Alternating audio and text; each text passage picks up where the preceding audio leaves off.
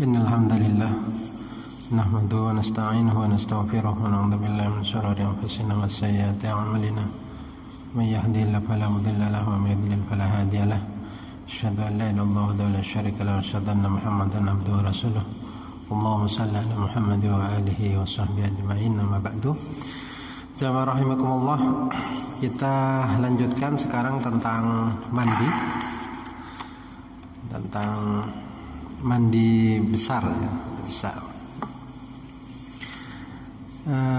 Yang menjadi dalil tentang wajibnya mandi itu pada surat Al-Maidah ayat yang ke-6, yaitu wa in kuntum junuban fattahharun. Jika engkau junub maka bersucilah, yaitu mandilah ya.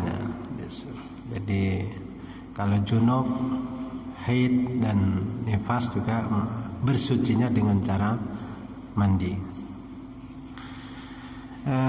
Yang kedua, ada hadis dari Rasulullah sallallahu alaihi wasallam. Kana Rasulullah sallallahu alaihi wasallam idza ghatasala minal janabah yabda'u fayaghsilu yadayhi. Rasulullah itu apabila mandi janabat, yaitu memulai dengan membasuh tangan, thumma yufrigu biyaminihi ala shimalihi, terus dia menuangkan air dengan tangan kanan ke kiri, ke tangan kiri. Fayausilu farjahu, kemudian membasuh kemaluannya. Thumma yatawaddau, kemudian wudu. Rangkaian-rangkaian ini mari kita simak rangkaian-rangkaian hadis ini. Thumma ya'khudul ma, kemudian Rasulullah mengambil air, fayudkhilu asabi'ahu fi usulis sya'ri, kemudian memasukkan tangannya ke rambut. Thumma hafana ala ra'si salasa hafanatin, kemudian menciduk air dan dituangkan ke kepala itu sebanyak 3 cidukan ya. Thumma afadal ma, kemudian mengguyurkan air ala sa'iri jasadihi, ke seluruh tubuhnya. Thumma ghasala rijlaihi, kemudian di akhir beliau membasuh kakinya. Itu rangkaian-rangkaian Rasulullah mandi yang diceritakan oleh Aisyah radhiyallahu anha tentang bagaimana Rasulullah mandi. Sehingga nanti dengan hadis itu akan banyak yang menjadi persoalan. Artinya bahwa apakah wudu itu harus, sementara Rasulullah kan wudu gitu. Apakah lalu harus wudu? Nah itu juga menjadi apakah harus ada niat, sementara di sini tidak disebutkan niat. Dan juga itu makanya lalu akan menjadi persoalan, termasuk apakah harus digosok. Artinya ketika mandi cukup diguyur apa harus digosok itu. Nah itu juga akan menjadi perbedaan di kalangan ulama. Karena di sini juga tidak menceritakan digosok. Apakah yang dikatakan mandi itu harus menggosok atau cukup diguyurkan dengan air? Nah itu tentang hadis mandi. Tetapi yang menjadi faktor utama yang harus ada dari mandi itu yaitu ta'mimul jasadi sya'rihi wa basyaratihi bil ma'it tahur. Jadi seluruh badan, baik itu rambutnya atau kulitnya, itu harus kena air. Jadi air meratah ke seluruh tubuh. Itu yang harus ada, yang harus dipenuhi, karena itu menjadi kesepakatan ulama. Jadi harus seluruh air itu kena kepada seluruh tubuh termasuk rambut, termasuk rambut. Nah, itu yang harus ya, yang harus. Artinya yang sudah disepakati ulama itu. Nah, sekarang tentang apakah harus digosok atau cukup diguyur. Artinya ketika orang lalu junub, tiba-tiba ada orang yang mengguyurkan air dari atas dan seluruh tubuhnya basah, apakah itu sudah cukup ya? Nah, ikhtalafal ulama'u hal min syarti hadhihi at-taharah imrarul yadi ala jami'il jasadi kal hali fi at-taharati a'dha'il wudu' am yakfi fiha ifadatul ma' ala jami'il jasadi.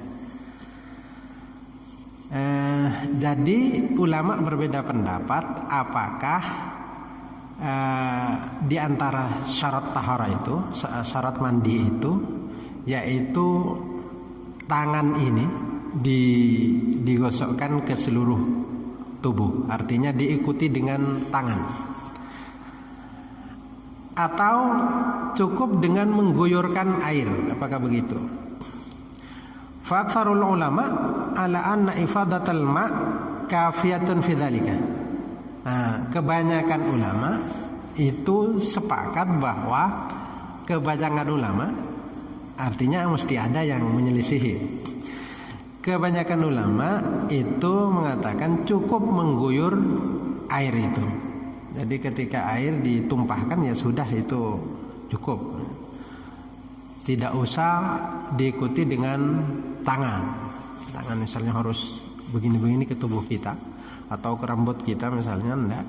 Jadi cukup air itu kena ke seluruh tubuh kita, itu sudah cukup. Asalkan semuanya kena. Nah, itu sepakat kebanyakan ulama.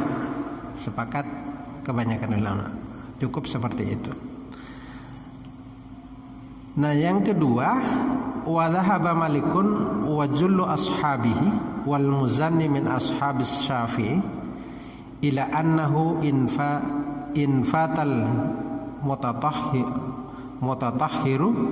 mutatahhira mawdi'un wahidun min jasadihi lam yumirra yaduhu alaihi. Jadi yang kedua adalah mazhabnya Imam Malik, dan juga pendapatnya Al-Muzanni. Al-Muzanni ini adalah mazhab Syafi'i. Mazhabnya Al-Muzanni ini, Imam Muzanni ini adalah mazhab Syafi'i. Jadi apabila orang itu ada bagian bersuci, maka kalau seumpama ada bagian dari tubuh itu tidak kena tangan, ada air kena, tetapi tidak diikuti dengan tangan, tidak ada tangan yang kena ke situ. Anna tuhrahu lam yakmul ba'du, maka tidak sempurna mandinya. Jadi kalau seumpama seperti itu, maka bersucinya itu tidak sempurna karena tidak diikuti dengan tangan. Nah, sehingga kalau seumpama orang itu diguyur hujan tanpa diikuti dengan tangan, maka tidak cukup. Kayak orang ceburkan diri ke sungai atau ke kolam, terus cebur dia tanpa digosok, tanpa diapa, lalu angkat setelah itu, maka tidak sah meskipun air sampai ke seluruh tubuhnya. Nah, itu salah satu pendapatnya adalah pendapat Imam Malik dan Imam Muzanni dari mazhab Syafi'i. Imam Muzanni itu mazhab Syafi'i, tapi dalam beberapa hal kadang berbeda ya. Kadang berbeda. dari mazhab Syafi'i sendiri. Nah, itu sekarang apa yang menjadi perbedaan ulama kok berbeda seperti itu? Yang pertama adalah tentang istiraku ismil ghusli, tentang masalah makna mandi. Yang dikatakan mandi itu apakah lalu cukup dengan ala mujarradi ifadatil ma' ala syai'? Apakah cukup mengguyurkan air ke badan, atau ma'a imraril yadi alai, atau juga dengan diikuti dengan tangan, artinya digosok dengan tangan? Apakah seperti itu? Nah, itu maknanya mandi itu ya seperti itu. Jadi di satu sisi ada yang memaknai cukup air itu mengalir atau mengguyur ke seluruh tubuh. Ada yang memaknai yang dikatakan mandi itu kalau lalu disiram sekaligus diikuti dengan tangan gitu. Diikuti dengan tangan, itu maknanya mandi. Sehingga kalau tidak digosok dengan tangan, cukup dialirkan, ada yang mengatakan bukan mandi, itu namanya bukan mandi. Jadi itu ya disiram saja, diguyur air saja, bukan mandi gitu. Nah, ada yang mengatakan ya sudah, yang seperti itu ya mandi gitu. Mandi pokoknya kayak ketika tubuh kita disiram semuanya ya mandi gitu. Nah, itu memang berbeda sudah ulama. Artinya dalam segi bahasa berbeda. Nah, dari sisi dari sisi hadis, kalau kita perhatikan hadis tadi yang pertama saya kutip dari Aisyah radhiyallahu an, itu tidak menyebutkan kata-kata digosok. Jadi tidak ada. Jadi kalimat itu ya Rasulullah ya mandi, terus dimulai dari tangan, terus ngambil air lalu dengan tangan kanan lalu disiram ke tangan kiri, terus membasuh kemaluan, terus berwudu, kemudian mengambil air dan disiramkan ke kepala, terus setelah itu ke seluruh tubuh ya, ke seluruh tubuh. Nah, itu tidak ada kalimat-kalimat menggosok. Lalu di mana menggosoknya itu? Ya, gosoknya itu di mandinya itu.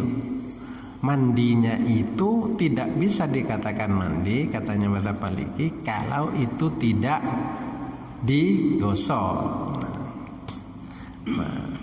Tetapi yang jumhur mengatakan ya sudah, yang penting air itu merata ke seluruh tubuh, ya sudah, itu dikatakan mandi, itu dikatakan mandi. Nah, itu yang menjadi perbedaan. Jadi secara teks hadis, secara zahir hadis atau zahir ayat, tidak ada yang menjelaskan tentang menggosok itu. Tidak ada yang menjelaskan tentang menggosok itu atau mengharuskan ke seluruh tubuh. Tetapi persoalannya di bahasa tadi. Di bahasa tadi. Nah, sekarang tentang apakah wudhu itu menjadi syarat di dalam mandi. Menjadi syarat. Apakah menjadi syarat harus wudhu? Tadi ceritanya bahwa Rasulullah itu sebelum mandi dia wudhu. Pertama pendapatnya jumhur ulama, wa annal wudu'a fi awwalit tuhri laisa fi min syartit tuhri. Wudhu itu pada awal bersuci itu tidak menjadi syarat dalam bersuci. Artinya sekalipun tidak wudhu, cukup mandi saja misalnya, itu sudah cukup. Sekarang ada orang tidak wudhu misalnya, lalu mandi saja, nah itu sudah cukup. Asalkan selama mandi itu tidak batal. Tidak batal. Contoh begini, mandi, setelah mandi hampir selesai, lalu ngentut misalnya. maka mandinya sah, tapi wuduknya tidak. Wuduknya tidak. Atau orang yang menganggap bahwa memegang kemaluan itu membatalkan wudhu, karena ada kemarin ya, jadi ikhtilaf ulama, ada yang mengatakan memegang kemaluan tidak batal, ada batal. Nah, seumpama dia mengambil pendapat bahwa menyentuh kemaluan itu batal misalnya, maka ketika dia mandi, lalu setelah mandi itu hampir selesai misalnya, lalu dia pegang kemaluan, maka dia menjadi batal wudhunya, mandinya tidak.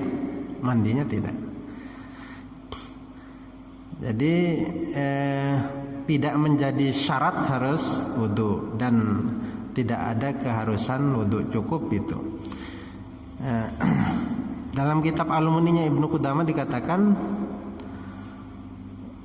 inna wahuma, apabila seseorang niat wudhu sekaligus mandi misalnya, thumma ahdatsa fi asna'i ghuslihi, kemudian dia hadas, ngentut atau macam-macam itu di tengah-tengah mandi, atamma ghuslahu wa tawaddaa, nah maka dia menyempurnakan mandinya sekaligus dan berwudhu. Dia berwudhu karena di tengah-tengah itu dia batal. Jadi harus ketika mandi ya sudah tidak usah memegang kemaluan, tidak usah artinya tidak boleh ngentut ya, supaya tidak batal. Boleh misalnya lalu ini batal, tapi setelah mandi dia wudhu kembali. Nah, dari riwayat dari Salim bin Abdullah mengatakan, qala ra'aitu abi Abdullah bin Umar yaqtasilu thumma yatawaddau. Jadi Abdullah bin Umar itu mandi kemudian berwudhu. Faqultu lahu, saya bertanya kepadanya, ya abati, amayu jazika al-ghuslu minal wudu, apakah tidak cukup mandi saja? Itu termasuk di dalamnya wudu. Qala bala, cukup sebenarnya. Cukup mandi itu di dalamnya termasuk wudu. Walakinni, tetapi saya ahyanan kadang-kadang amassu dzakari fa'atawaddau, tetapi kadang saya itu memegang kemaluan, sehingga maka saya berwudhu lagi gitu. Jadi artinya kalau lalu mandi tetapi hadas, nanti hadas kecil, memegang kemaluan atau misalnya ngentut misalnya, maka ya batal wudhunya, tetapi mandinya tidak. Nah, pendapat yang lain, illa khilafan syaddan ruya anis Syafi'i bistiratil wudu' mal ightisal. Jadi menurut ada yang khilaf, artinya kalau wudu itu kalau mandi disyaratkan wudu, jadi harus wudu ya. Jadi kalau tidak wudu ya itu tidak sempurna mandi.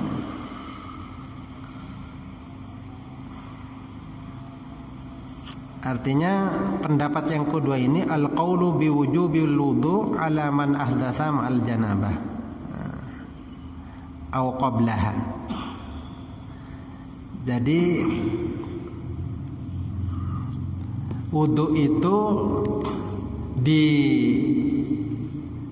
dilakukan meskipun dia sudah mandi. Artinya tidak cukup mandi saja, tetapi harus wudu. Kalau tadi kan cukup mandi, itu sudah di dalamnya termasuk wudu di dalamnya. Nah, ini enggak. Jadi mandi, setelah mandi atau sebelum mandi atau di tengah-tengah mandi itu wudu. Jadi wudu itu ada. Jadi rangkaiannya itu kayak tadi rangkaian hadis itu misalnya. Jadi ikuti rangkaian hadis itu. Jadi wudu, setelah itu mandi. Nah, jadi dengan pendapat yang kedua ini maka orang itu harus wudu, tidak cukup dengan cara mandi.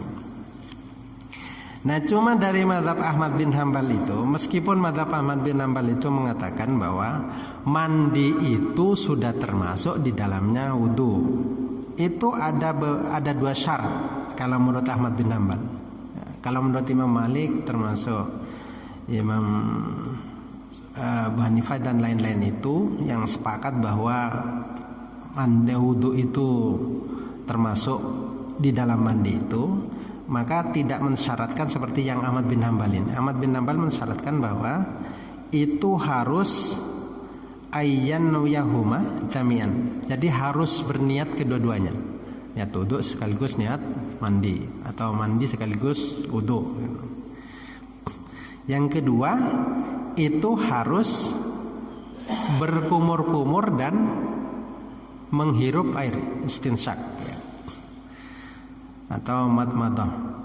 Itu harus dilakukan.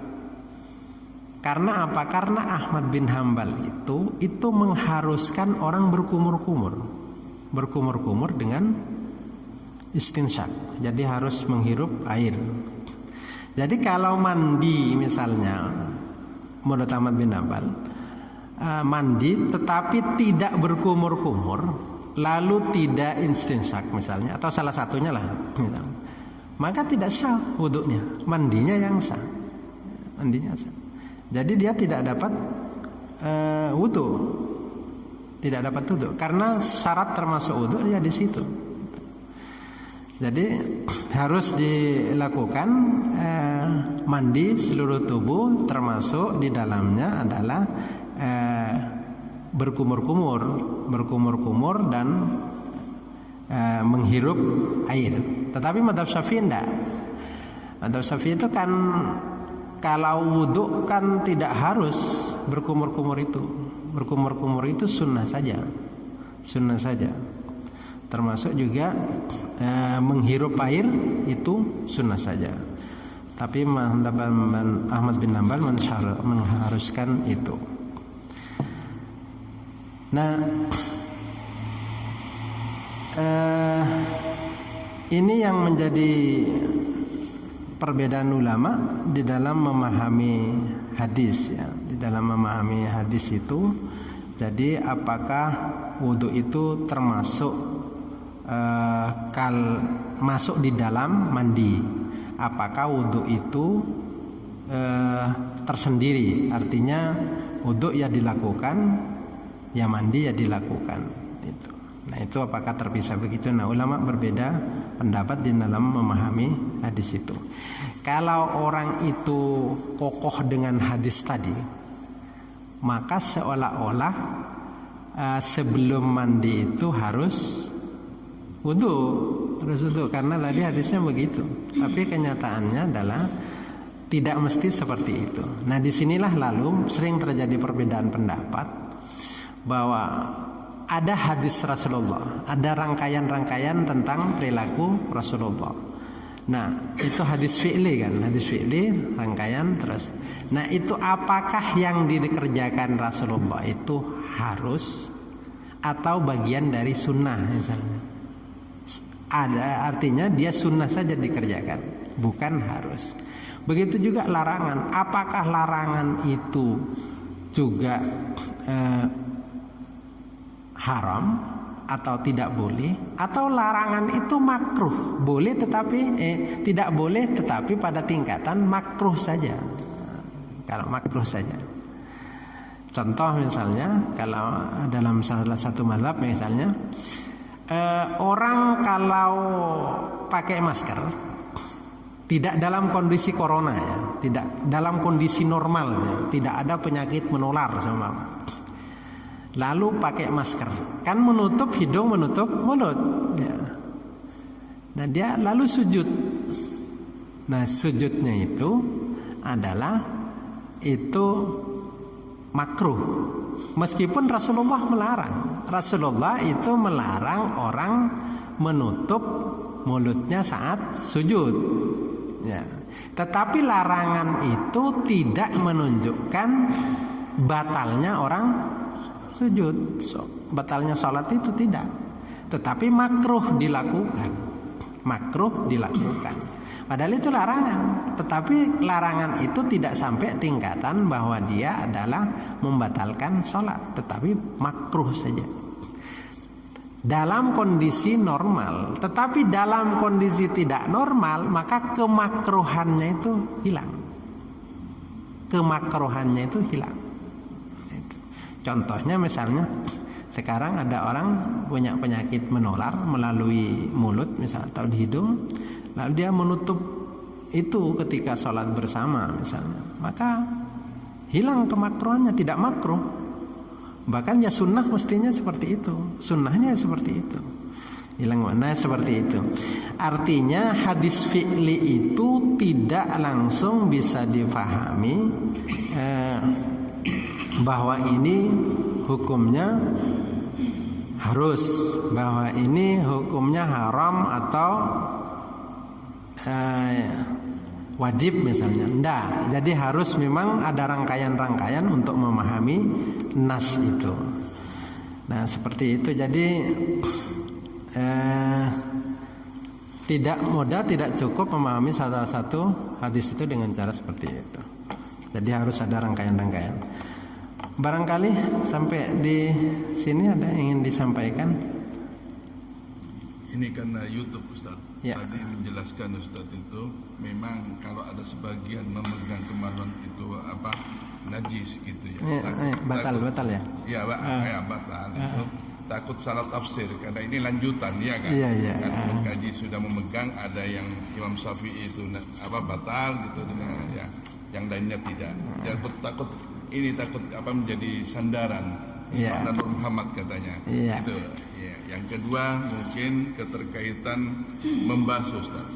Kalau ada dua pendapat membasuh itu, kalau bicara namanya usul fikih ya, kalau yang tadi yang dibaca Ustaz kan. Nah, tadi kan sudah tahapannya mengambil air setelah membersihkan kemaluan, kemudian mengambilkan air lagi ke kepala, menggosok kepala.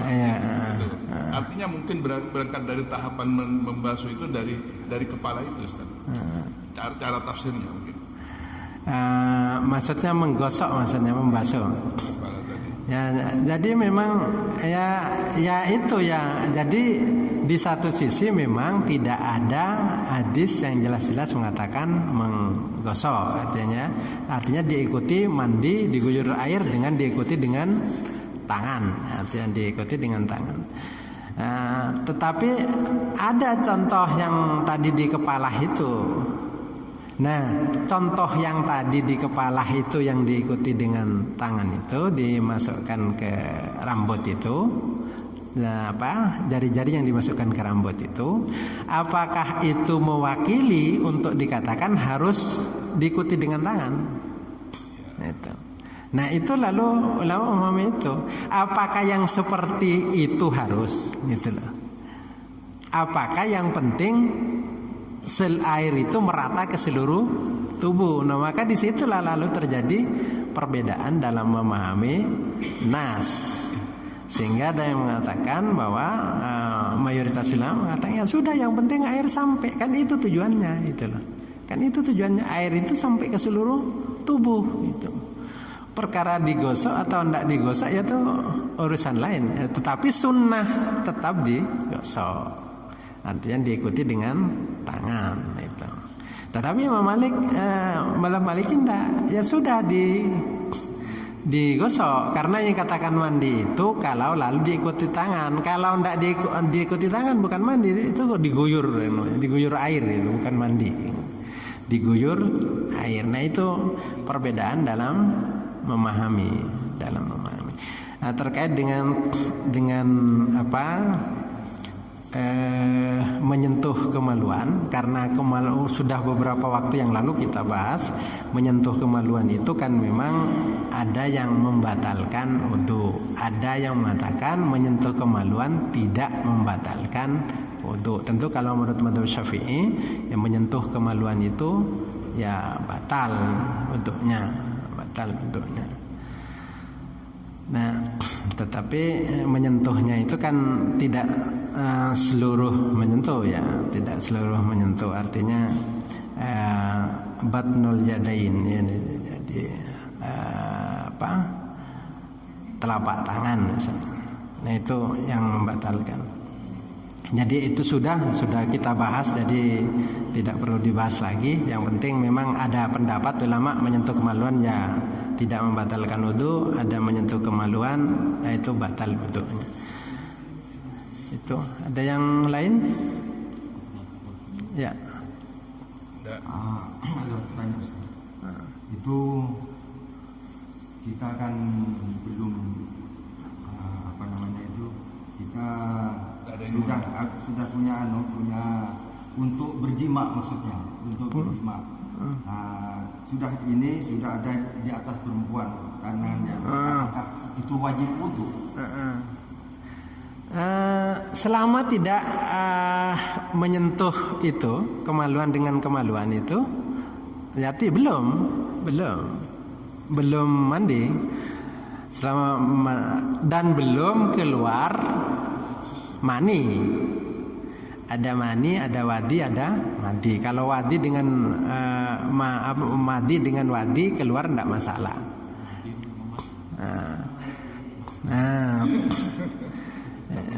Nah, kalau mani itu baru batal, meskipun tidak menyentuh atau tidak menyentuh perempuan atau tidak berhubungan kemaluan bertemu kemaluan, itu ya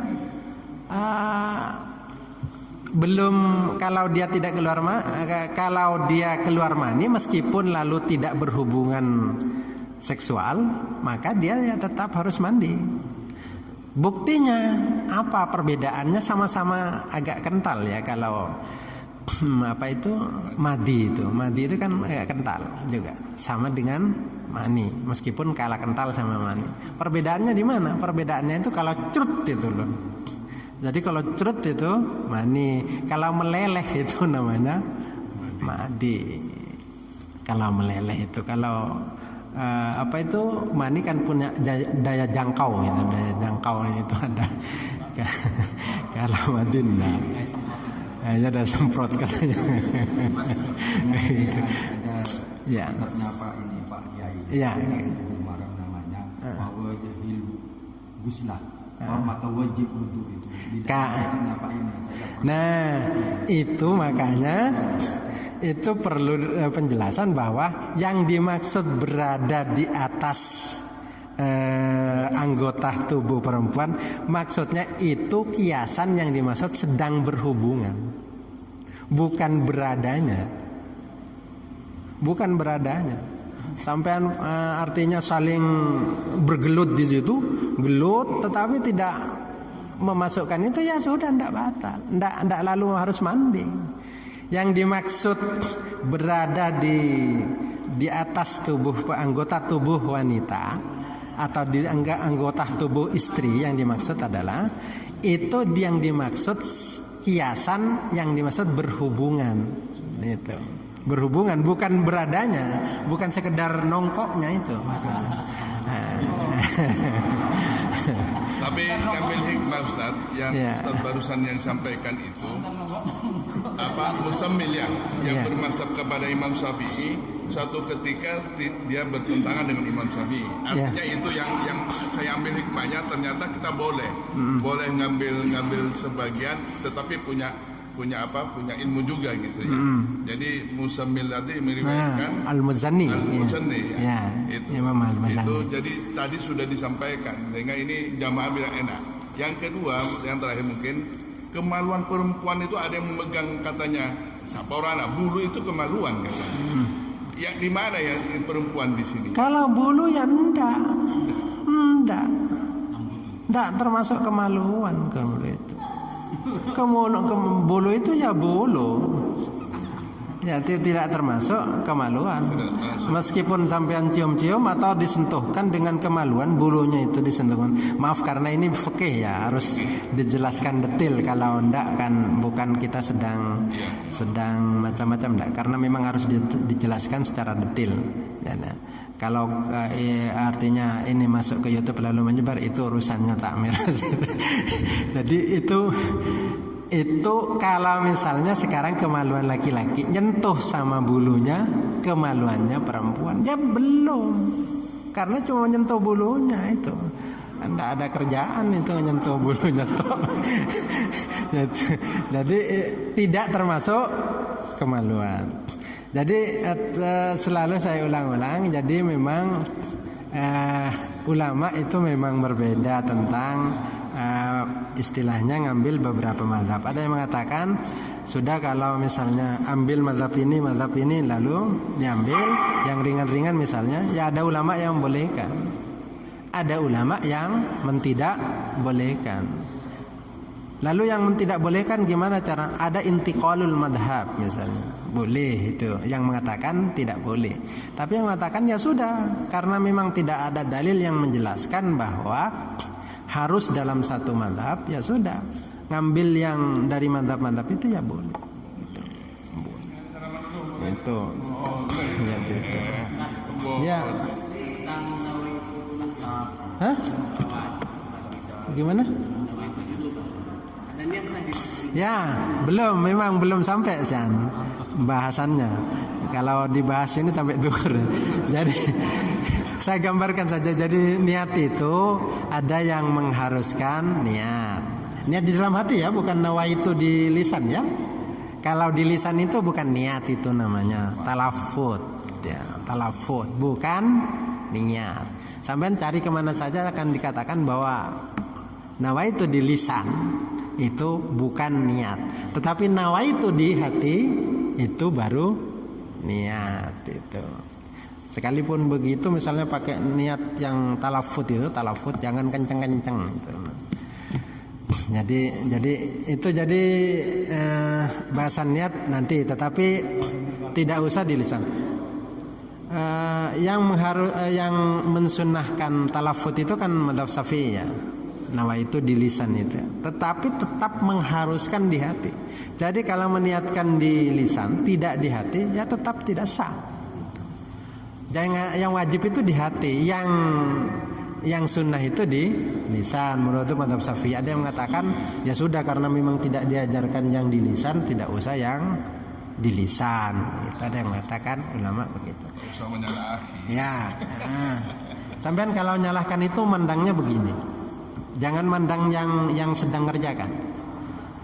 Saya kalau nyalahkan ini berarti saya nyalahkan Imam Syafi'i. Itu kan sampean keren kalau bisa nyalahkan Imam Syafi'i. Itu sungkan nanti di akhirat ketemu Imam Syafi'i sampean bisa nyerek-nyerek gitu ya. Begitu juga ketika misalnya orang tidak menyentuh perempuan, tidak batal misalnya. Nah, sampean itu salah, berarti sampean nyalahkan Abu Hanifah.